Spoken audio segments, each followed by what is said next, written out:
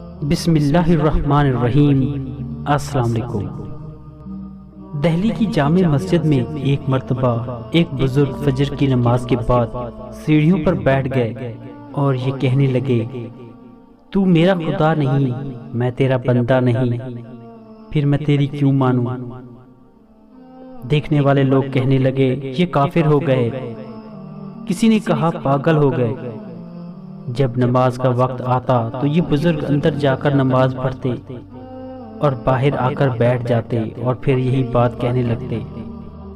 مغرب کے قریب ایک شخص کا وہاں سے گزر ہوا، ان کی بات سن کر کھڑا ہو گیا اور پوچھا کہ حضرت، یہ تو کا مخاطب کون ہے اور یہ بات آپ کس سے کہہ رہے ہیں؟ اس پر ان بزرگ کو ہنسی آ گئی اور کہنے لگے، دہلی جیسی شہر میں ایک ہی عقل مند نظر آیا، کسی نے پوچھا ہی نہیں کہ میرے اس تو کا مخاطب کون ہے اور میں کس سے یہ کہہ رہا ہوں۔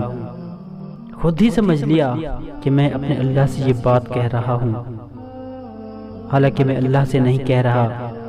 پھر اس شخص سے کہنے لگے، تو نے بڑی عقل مندی کا کام کیا کہ مجھ سے پوچھ لیا۔ دراصل میرا مخاطب میرا نفس ہے اور میں نفس سے مخاطب ہوں کہ اے نفس، تو میرا خدا نہیں ہے، میں تیرا بندہ اور غلام نہیں ہوں، اس لیے میں تیری کیوں مانوں؟ میں تو خدا کی مانوں گا۔ اس نے کہا کہ یہ بات آپ کیوں فرما رہے تھے؟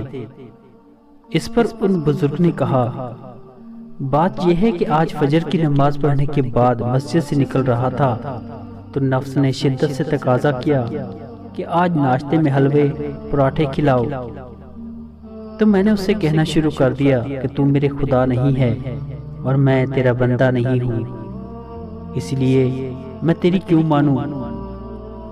میں تو میرے اللہ کی مانوں گا، اور جب بھی وہ مجھ سے یہ مطالبہ کرتا ہے میں یہی جواب دیتا ہوں۔